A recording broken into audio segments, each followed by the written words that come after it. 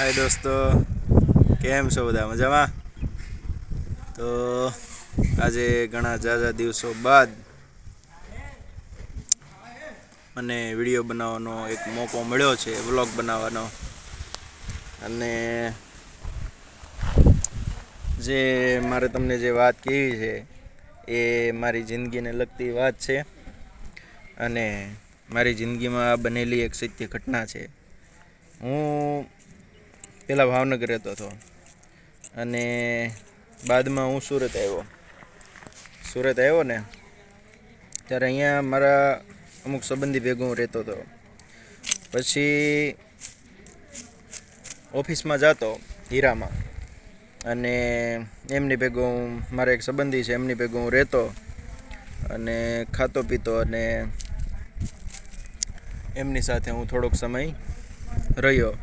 પછી મારે ત્યાંથી બીજે શિફ્ટ થવાનું થયું, બીજા એક સંબંધીને ત્યાં. અને એની ભેગો તે હું ઘણો સમય રહ્યો અને બાદમાં પછી મને એમ થયું કે હવે કોઈને કેટલો ઘસારો આપવો એમ, કોકના ઘરે કેટલોક સમય રહેવું એમ. એટલે પછી થોડોક મારે રહેવાનો પ્રોબ્લેમ થતો હતો. એટલે એમાં બન્યું એવું કે હું પછી બીજા એક સંબંધીને ત્યાં, મતલબ કે બીજા કોઈના ઘરે મેં કીધું શિફ્ટ થઈ જાઉં, અહીંયા ઘણા સમયથી રહીએ છીએ, કોકને ગમે ના ગમે આ છે તે છે.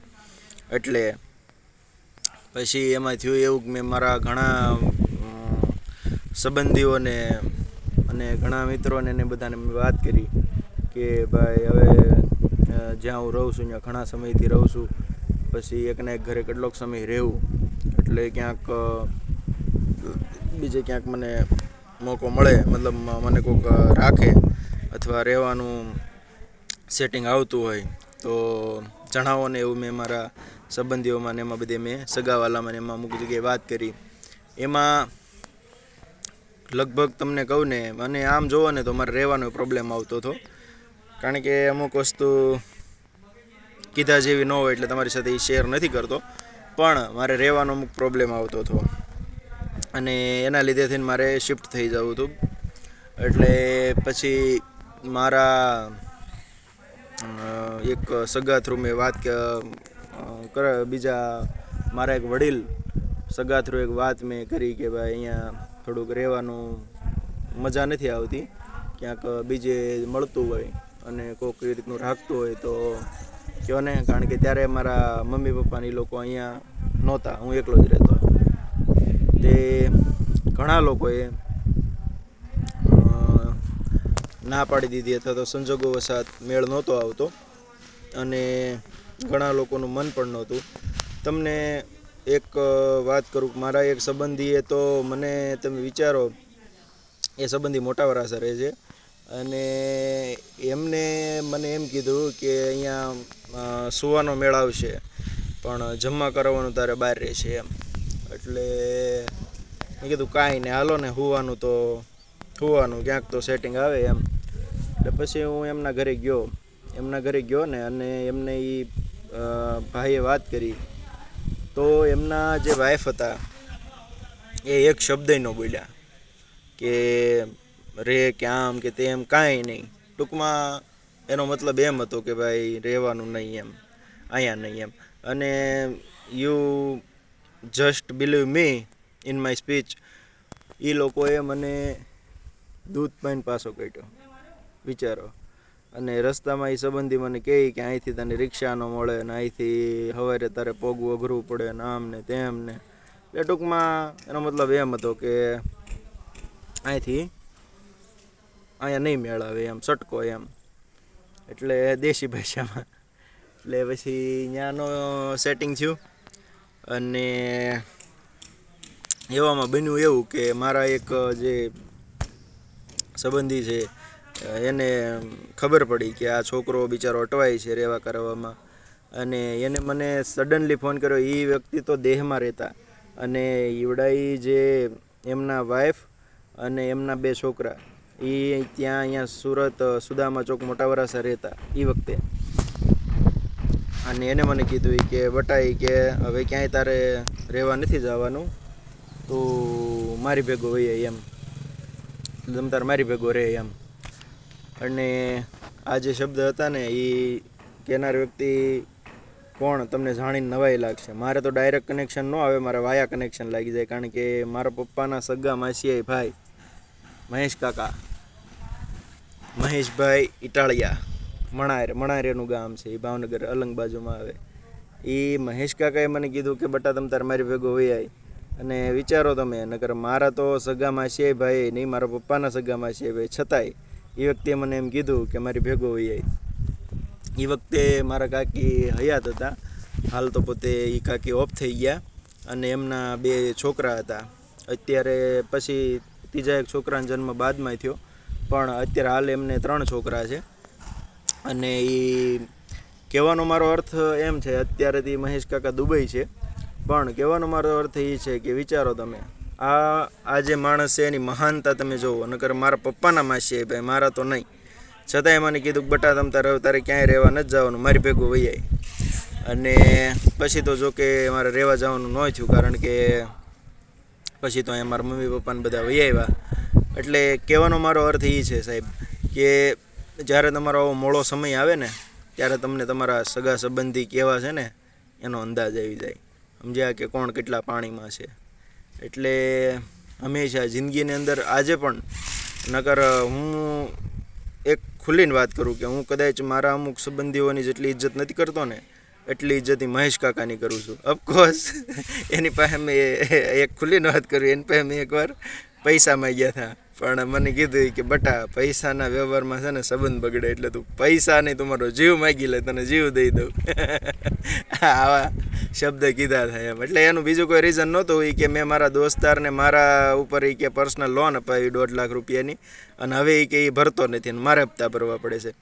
એટલે એ કે તે દુનો મેં કે પૈસાનો વ્યવહાર જ બંધ કરી દીધો એમ. મારો ખાસ મિત્ર હતો એમ, અને એને હાથ ઊંચા કરી દીધો. એટલે એ કે પૈસા નહીં, તારે જીવ જોતો હોય તો એ કે મારો જીવ લઈ લે, તારે ગાડી જોઈતી હોય તો તને ગાડી આપું, તારે જે જોતું હોય હું આપું, પણ તું કે પૈસાનું રહેવા દે એમ. પણ કાંઈ નહીં, એક વખત તો મને એને આપેલા હોત અને એને કીધું હતું કે તમે તારે જોતા હોય લઈ જાય છે. પણ એને આવી ઘટના બનીને પછી ઓલા જે કહેવત છે કે દૂધનો દાજેલો સાયસે ફૂકીને પીવે એમ. પણ આપણે એ બધું તો ગૌણ ગણી લેવાનું હોય, કારણ કે આપણો વ્યવહાર એ રીતનો હોય, એટલે આપણને ગમે ત્યારે કાંઈ પણ પૈસા ટકે હાથે જરૂર હોય તો મને મળી જ જાય છે, એટલે મને કાંઈ કોઈ એવું ટેન્શન નથી. પણ કહેવાનો મારો અર્થ એ છે સાહેબ, કે જ્યારે આવો મોડો સમય આવે ને, ત્યારે તમને છે ને તમારા કોણ છે, તમારી કોણ હેલ્પ કરે છે ને, એનો તમને અંદાજ આવી જાય અને ખબર પડી જાય. અને આ જે વ્યક્તિઓ હોય ને એને જિંદગીભર નહીં ભૂલવાના.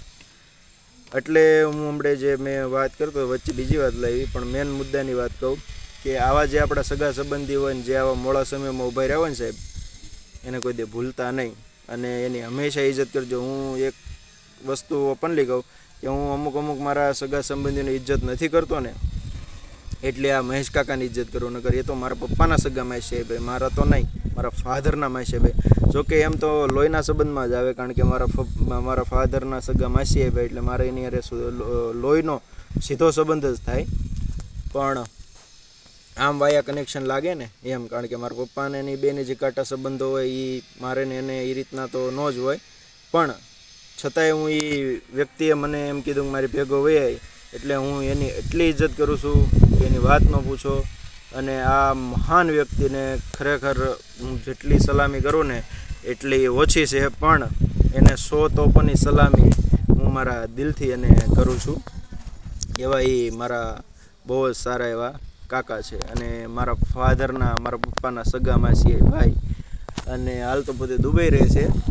એમના છોકરાની બધા અહીંયા સુરત રહે છે, અને એ માસી છે અહીંયા સુરત રહે, મારા પપ્પાના સગા માસી. અને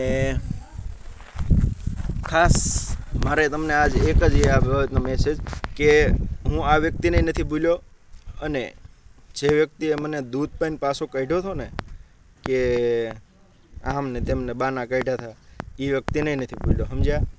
એ વ્યક્તિને જ્યારે સમય આવશે ને ત્યારે એને કરારો જવાબ તો હું દઈશ જ, કે ભૂલવાનું નહીં સાહેબ, સમજ્યા. વટ કરો ને તો દિલથી કરવાનો, અને મિત્રતા કરો ને તો દિલથી કરવાની, અને કોઈની ઇજ્જત કરો ને તો દિલથી કરવાની, અને કોઈનું રક્ષણ કરો ને તો જાન લડાઈ દેવાની. એટલે આ સિદ્ધાંત હંમેશા રાખવાનો. બાકી વિશેષ તો બીજું મારે તમને કંઈ કહેવું નથી. આજે આ એક કિસ્સો મને મારે કહેવો હતો, તમને હું જણાવું. અને આજે તમને એક મકાન બતાવું છું. આ જે પાછળ છે ને આ મકાન મેં વેચાવરાયું છે. આ જે મકાન બને ને એ મકાન એટલે મેં વેચેલું છે આ મકાન, અને આ મકાન બને છે અત્યારે. જો મોટર ચાલુ છે, તમે જોઈ શકો છો, પાછળ પાણી આવે છે નળીમાં. એન્ડ વિશેષ તો મિત્રો બીજું કંઈ નહીં, પણ આ એક કિસ્સો મારે તમારી સાથે શેર કરવો હતો. એટલે તમારા મુસીબતના સમયમાં જે વ્યક્તિ ઊભો હોય ને એને જિંદગીભર ભૂલતા નહીં. હું આજે પણ એ કાકાની એટલી ઇજ્જત કરું છું, અને એ પણ કહું કે મારી જિંદગીના છેલ્લા શ્વાસ સુધી એ કાકાની ઇજ્જત હું હંમેશા કરતો રહીશ, અને કરતો આવ્યો છું. અને એમને દિલથી હું પ્રેમ કરું છું, અને હંમેશા એવા વ્યક્તિઓને તો હું પ્રેમ કરતો રહીશ.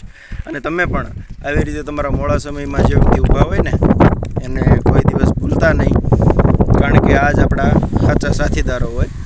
કહેવત છે ને કે સુખ મેં સબ હોય સાથી, દુઃખ મેં ના કોઈ. દુઃખમાં જ્યારે આવા લોકો ઊભા રહે ને એને કોઈ દે ભૂલતા નહીં. બરાબર. બાકી વિશેષ તો મારે કહેવું નથી.